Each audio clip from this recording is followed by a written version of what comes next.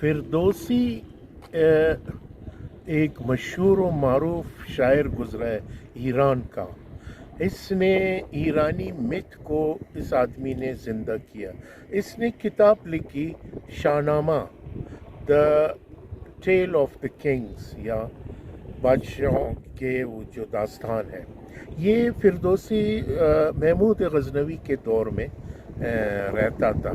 तो इसने महमूद गजनवी को उन्हें इसको एक कमीशन दिया कि मेरे बाबत एक दास्तान लिखो, मेरी जो वो भलाई और सारे वो मुझे वो करो, पोर्ट्रे करो। तो फिरदौसी ने किताब लिखी शाहनामा फिरदौसी। आज वो क्लासिक का दर्जा रखते हैं। इस शाहनामा फिरदौसी में इसने ज़िंदा किया ईरानी मिथ को। तो मैं आज बताना चाहता हूँ एक उस ईरानी मिथ में एक दास्तान है एक बादशाह का, उसका नाम है ज़ुहाक। फ़ारसी में उसको कहते हैं ज़ुहाक मारदोश। ज़ुहाक एक बादशाह था, इंतहाई ज़ालिम बादशाह। उसके साथ मसला ये हुआ कि ये एक मिथ है कि एक दिन ज़ुहाक को जो ज़ुहाक क्यों एक बादशाह का बेटा था, तो शैतान ने इसके साथ मिल के ज़ुहाक को कहा कि मैं तुम्हें पावर में लाऊंगा, मैं तुम्हें ये इख्तिदार दिलाऊंगा, अलबत्ता तुमने मेरे साथ वफादार रहना पड़ेगा। इसने कहा ओके। शैतान के साथ इसने माहिदा किया कि ठीक है, मुझे इख्तिदार में लाओ। शैतान ने इसको ताकत दी, इसने बगावत की, अपने बाप के जो तख्त ताज पर इसने हमला किया और उसको मार दिया। फिर क्या हुआ कि जब ये ताकत पे आ गए तो आहिस्ता आहिस्ता इसने उस वादे पे अमल दरामद नहीं की। इसने उस फॉरगेटन इस प्रॉमिस और ये शैतान के बग़ैर चलने लगा।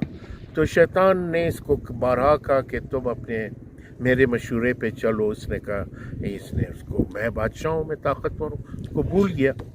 फिर क्या हुआ, एक इसके दोनों शाना इस शोल्डर पे सख्त शदीद दर्द शुरू हुआ। तो ये बादशाह था, इसने अपने सारे मुल्क के हकीमों को बुलाया कि कोई हकीम आए मेरा इलाज करे। तो सारे हकीम आ गए, जितने भी आए वो इसके। इन हकीमों में एक और हकीम भी देखा, एक आदमी बूढ़ा हकीम आके दरबार में आके बैठ गया।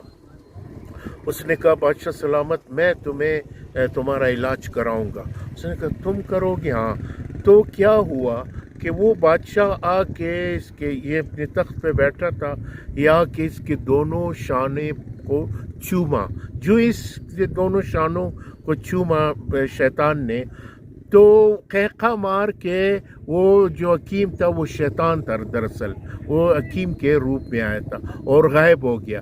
और वहाँ से इस दोनों शाने से इसके दो खौफनाक किस्म के कोबरा जो सांप है वो बरामद हुआ।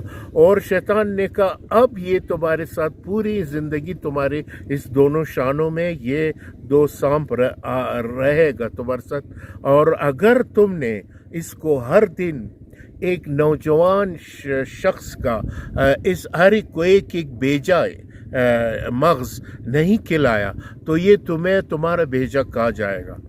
तो ये बड़ा हैरान हुआ। अब ये दो सांप इसके इधर घूम रहा है, इसके शाने पे निकला हुआ है as a part and parcel of his body. वो हैरान था क्या करो, वरना ये तो इसको मारेगा।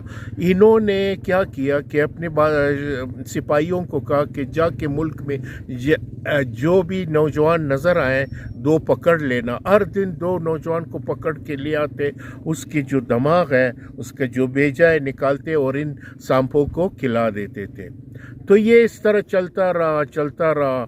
पूरे मुल्क में एक अजीब सरासमगी फैल गई, एक खौफ फैल गया और हर नौजवान गायब होते गए।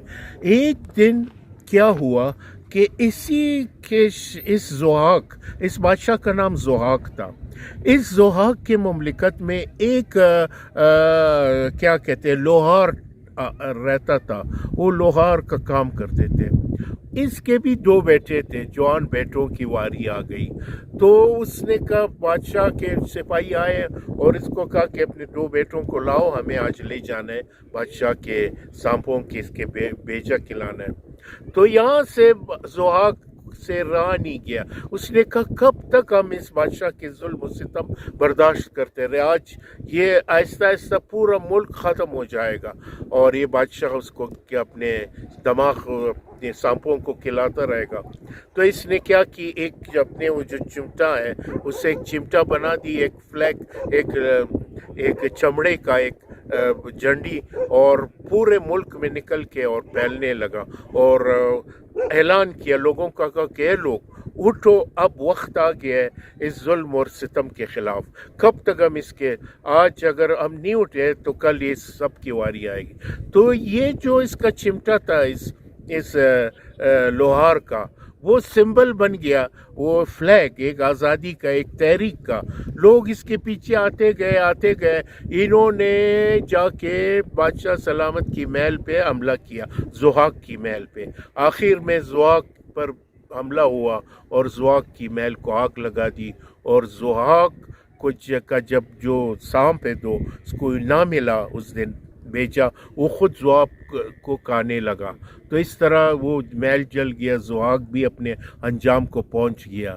تو یہ ضحاک ماردوش کا ایک مت ہے، ایک ایرانی مت ہے جو فردوسی نے بہت خوبصورت انداز میں اپنے شاہ نامہ جو بک ہے اس میں اس نے لکھی ہے۔